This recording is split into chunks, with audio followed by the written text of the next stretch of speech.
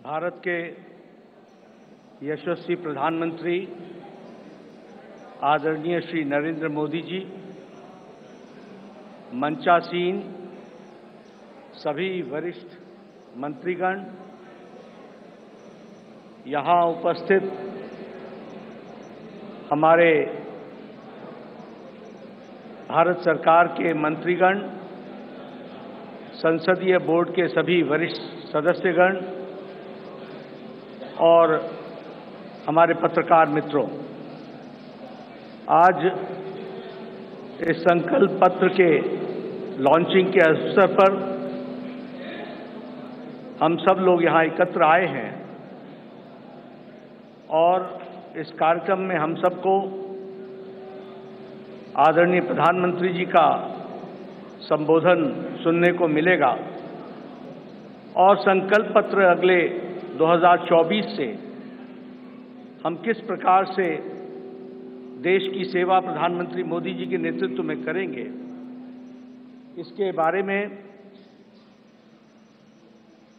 हम सब लोगों को जानकारी मिलेगी। आज इस अवसर पर सबसे पहले तो मैं आदरणीय प्रधानमंत्री जी का आज के कार्यक्रम में आने के लिए हार्दिक अभिनंदन करता हूं और स्वागत करता हूं। प्रधानमंत्री जी जब भी पार्टी की कोई भी गतिविधि होती है, उस गतिविधि के साथ वो अपने आप को जोड़ते हैं और जैसा मैंने पहले भी कहा है कि तमाम प्रधान प्रशासक होने के नाते जिम्मेवारियों को निभाते हुए पार्टी उनकी हमेशा पहली प्रायोरिटी रही है और पार्टी को वो हमेशा जब भी हमने समय मांगा तो उनका मिला है। आज वो फिर इस चुनावी कार्यक्रम में और अन्य व्यस्तताओं के बीच में हम सबके बीच में हैं। आपका पुनः अभिनंदन और स्वागत है। आज भारत रत्न डॉक्टर भीमराव अंबेडकर जी की जन्म जयंती है। हम सब की ओर से उनको श्रद्धांजलि पूर्वक नमन। और हम सब जानते हैं कि डॉक्टर अंबेडकर जी ने अपना सारा जीवन सामाजिक न्याय के लिए पूरी ताकत के साथ सामाजिक न्याय की लड़ाई उन्होंने जीवन भर लड़ी। ऐसे डॉक्टर भीमराव अंबेडकर जी के रास्ते पर चलते हुए भारतीय जनसंघ से लेकर भारतीय जनता पार्टी हमेशा इस विचार को और सामाजिक न्याय की लड़ाई सत्ता में रहे तो भी और सत्ता में न रहे तो भी हमेशा इस सामाजिक न्याय की लड़ाई को हम सब लोगों ने लड़ा है। हम जानते हैं कि आज संकल्प पत्र को लोकार्पण होगा, लॉन्चिंग होगी, लेकिन हम सबको यह भी ध्यान में रखना चाहिए कि भारतीय जनता पार्टी और शुरू में जनसंघ काल से लेकर यह वैचारिक अधिष्ठान आइडियोलॉजिकल बेस्ड पार्टी होने के नाते एक विचारों को लगातार आगे बढ़ाते हुए उस वैचारिक अधिष्ठान की यात्रा में हम सब लोग सम्मिलित हैं और हर बार जब चुनाव आता है तो उसी वैचारिक यात्रा को आगे बढ़ाने का क्रम हम सब लोगों ने किया है और उसको आगे बढ़ाया है। जिस बात को 1952 में श्यामा प्रसाद मुखर्जी जी ने कही, जिसे आगे पंडित दीनदयाल उपाध्याय जी ने आगे बढ़ाया, उस विचारधारा से हम कभी डिगे नहीं, हम उसको समर्पित रहे और उसको आगे बढ़ाने में हम सब लोगों ने भरसक प्रयास किया है। और हम कह सकते हैं कि मैनिफेस्टो या संकल्प पत्र यह उस विचारधारा, उस वैचारिक अधिष्ठान का अनफोल्डमेंट है। उसी को आगे किस तरीके से बढ़ाया जाए, उस यात्रा को आगे बढ़ाने का काम हम सब लोगों ने किया है। हम सब जानते हैं एक समय में हमने एकात्म मानववाद की बात कही, उसी को आगे हम लोगों ने जब हम सरकार में आए तो अंत्योदय के रूप में हम लोगों ने उसको स्थापित किया और प्रधानमंत्री मोदी जी ने उसको सरल भाषा में सबको समावेश करते हुए और सबकी भाषा में उसको सबका साथ, सबका विकास, सबका विश्वास, सबका प्रयास से जोड़ते हुए नीतियों को आगे बढ़ाने का काम किया। मुझे याद है कि 2014 में जब प्रधानमंत्री मोदी जी संसदीय दल के नेता सेंट्रल हॉल में चुने गए थे, तो उस समय उन्होंने बड़े स्पष्ट शब्दों में कहा था कि हमारी सरकार गरीब को समर्पित है, हमारी सरकार गांव के विकास को समर्पित है, हमारी सरकार जो समाज के अंतिम पायदान पर खड़ा व्यक्ति है उसको समर्पित है। और उसी को कार्य रूप देते हुए 2014 से एक लंबी यात्रा करते हुए पिछले 10 वर्षों में प्रधानमंत्री मोदी जी के नेतृत्व में देश ने इन सारे आयामों को बखूबी जनता को, गांव गरीब की चिंता करते हुए उसको आगे बढ़ाने का काम किया है। मित्रों, मैं यहां एक बात और भी कहना चाहता हूं कि जब देश की जनता क्लियर मैंडेट देती है तो नतीजे भी बड़ी स्पष्टता के साथ आते हैं। हम सब लोग जानते हैं कि 2014 में प्रधानमंत्री मोदी जी के नेतृत्व में हमारा वोट शेयर 31% पहुंचा, 282 सीटें हमने लोकसभा की जीती।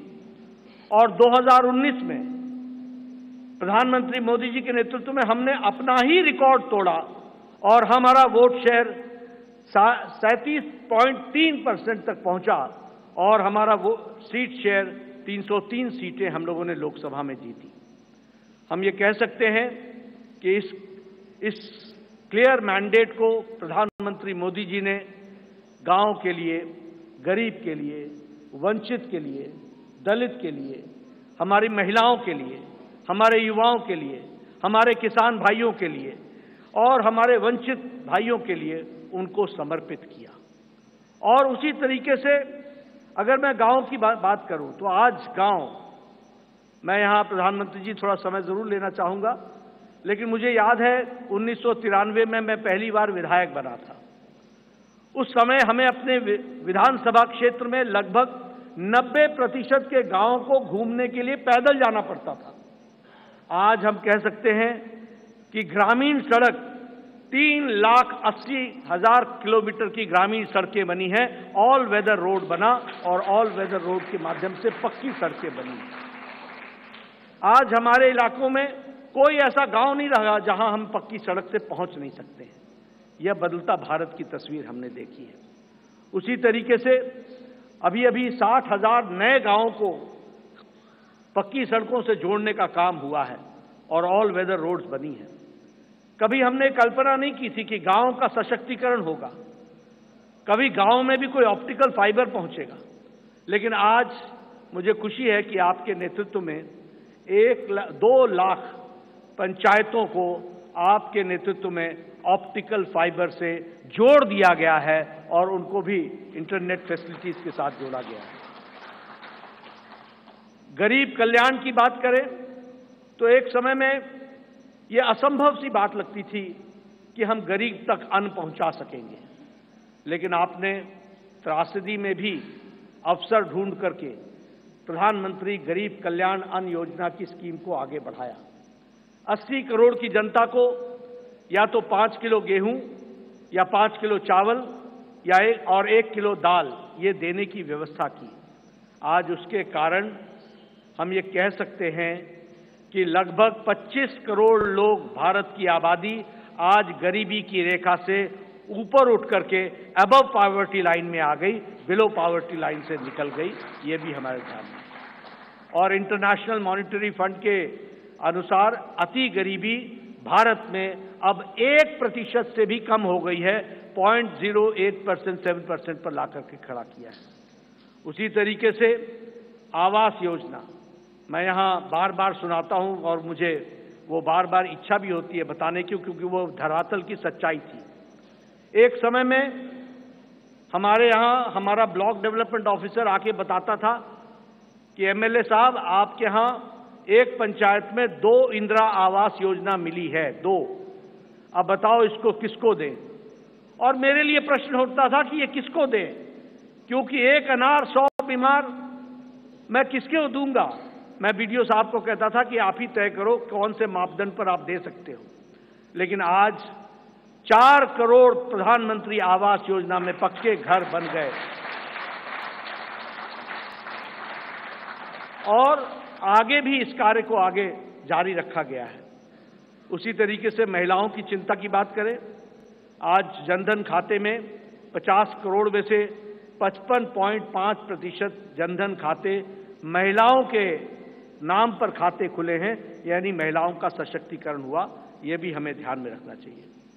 उज्ज्वला योजना, ये योजना आप सब लोग शहर में रह करके आपको लगता होगा हाँ गैस का सिलेंडर मिल गया, लेकिन ये इतनी ही छोटी कहानी नहीं है। हमारी बहनें गांव में 5 बजे सुबह उठती थी, जंगलों में जाती थी, लकड़ियां काटती थी, आ करके चूल्हा जलाती थी, फूकनी से फूक फूक करके चूल्हा जलाती थी, धुआं को अपने छातियों पर लेती थी, रेस्पिरेटरी सिस्टम डिसऑर्डर होता था और आंखों में पानी आता था और घंटों के बाद वो जाकर के चाय बना पाती थी। आज 5 मिनट के अंदर गैस के चूल्हे के कारण नारी सशक्तिकरण किस तरीके से हुआ, इस उज्ज्वला गैस के कारण, और 10 करोड़ से 11 करोड़ 10 करोड़ सिलेंडर्स इस तरीके से और गैस के कनेक्शन दिए गए।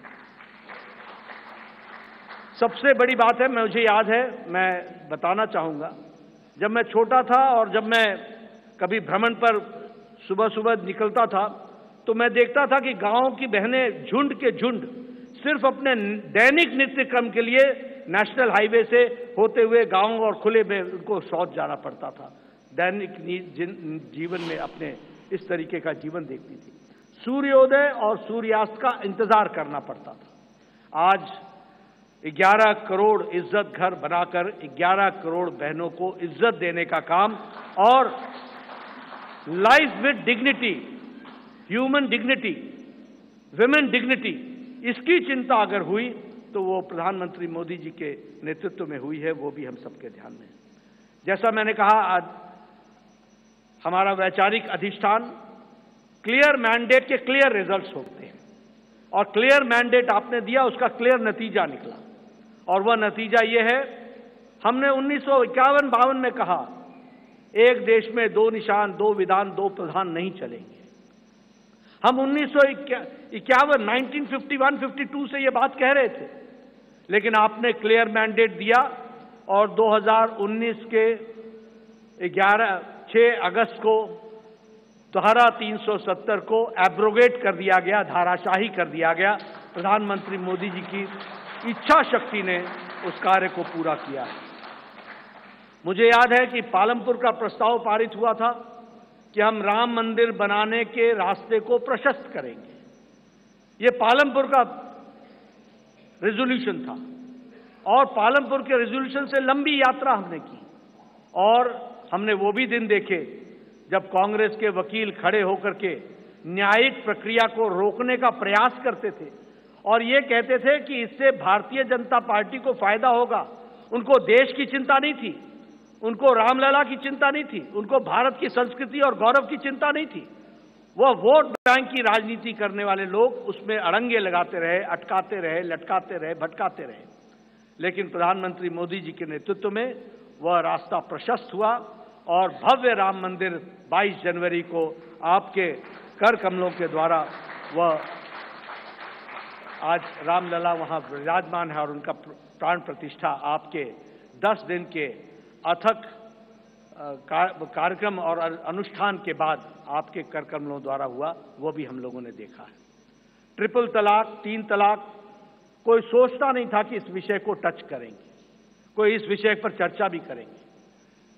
सुप्रीम कोर्ट से लेकर के समाज के सभी वर्ग मानते थे कि 3 तलाक आज मानवता के लिए एक तरीके से त्रासदी है, इसको समाप्त होना चाहिए।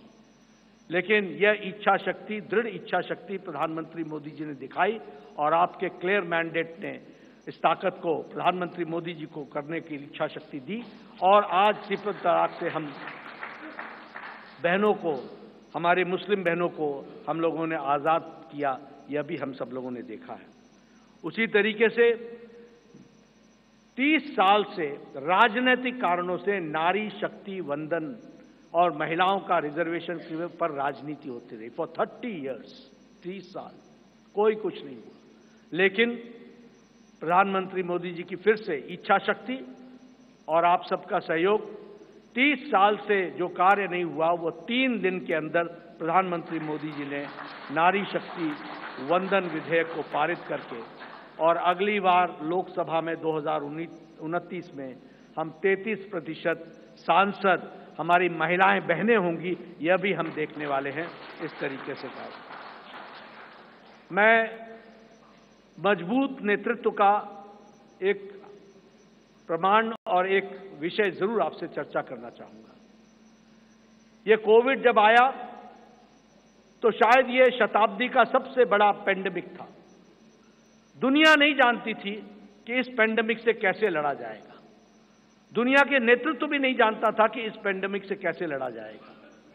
आपको पता है, बड़े बड़े विकसित देश अपने निर्णय प्रक्रिया में वह भी डमाडोल हो गए, वह भी लड़खड़ा गए, वह भी नहीं तय कर पाए कि मानवता जरूरी है या अर्थशास्त्र जरूरी है, आर्थिक विषय जरूरी है या मानवता जरूरी है, ह्यूमैनिटी जरूरी है या इकोनॉमी जरूरी है।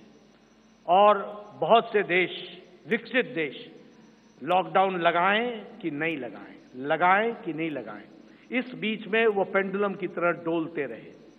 लेकिन प्रधानमंत्री मोदी जी का नेतृत्व, मजबूत इरादे, दूरदृष्टि, इस बात को ध्यान में रख करके उन प्रधानमंत्री जी ने कहा, जान है तो जहान है, और लॉकडाउन लगाया। और जहां हमारा देश कोरोना से लड़ने के लिए तैयार नहीं था, वहीं 2 महीने के अंदर कोरोना से लड़ने के लिए प्रधानमंत्री जी ने देश को तैयार किया, और फिर कहा जान भी है और जहान भी है, और फिर लॉकडाउन को हटाते हुए और दुनिया के नेतृत्व ने और दुनिया के लोगों ने इस बात को माना, इस बात का लोहा माना कि प्रधानमंत्री मोदी जी का कोरोना से लड़ने का स्ट्रैटेजी और उनका तरीका दुनिया में स्थापित हुआ कि वह सबसे अच्छे तरीके से मानवता के लिए कार्य किया गया। इस बात को भी हमने देखा। मैं बार बार इस बात का जिक्र करता हूं, हम तो हमेशा रिसीविंग एंड पे रहते थे।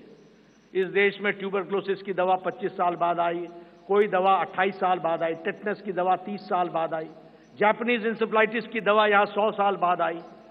लेकिन कोरोना, प्रधानमंत्री जी ने 20 अप्रैल 2020 को टास्क फोर्स बैठाया और 9 महीने के अंदर 2 वैक्सीन दी और 220 करोड़ डोज दे करके देश के लोगों को बचाने का भी काम किया, और देश के साथ साथ दुनिया को भी वैक्सीन मैत्री में 100 देशों को भी हमने वैक्सीन पहुंचाई, यह भी हम लोगों ने देखा। और डबल डोज के बाद बूस्टर भी लगा, यह भी हमने देखा।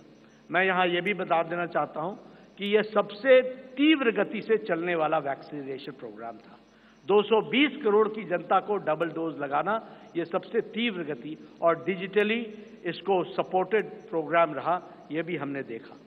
मित्रों, हमारे अभी आदरणीय राजनाथ जी मैनिफेस्टो और संकल्प पत्र के बारे में आपके सामने सारी बातें रखेंगे, लेकिन मैं इतना जरूर कहना चाहता हूं कि 10 साल इस बात का प्रमाण है कि देश ने इस बात को माना है कि मोदी की गारंटी पूरी होने की गारंटी है, इस बात की गारंटी।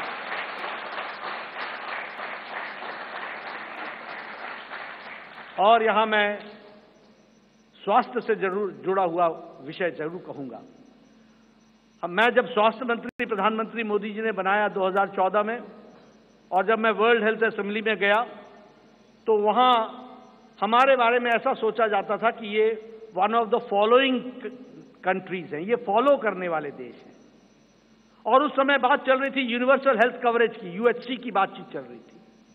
हमने भी नहीं सोचा था कि हम यूएचसी में कभी कुछ कर सकेंगे, लेकिन मोदी जी ने आयुष्मान भारत, ये सबसे बड़ा हेल्थ कवरेज प्रोग्राम, 50 से 55 करोड़ लोगों को 5 लाख रुपए का हेल्थ कवर गंभीर बीमारियों से लड़ने का, और आज वो सबसे बड़ा हेल्थ कवर प्रोग्राम बन गया दुनिया का, वह भी हमने देखा।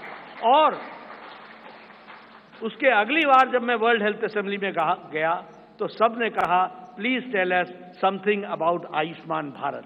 तो ये एक हमने दुनिया के चित्र पर भी देखा कि कैसे भारत को आगे बढ़ाया गया, बढ़ा है मोदी जी के नेतृत्व में।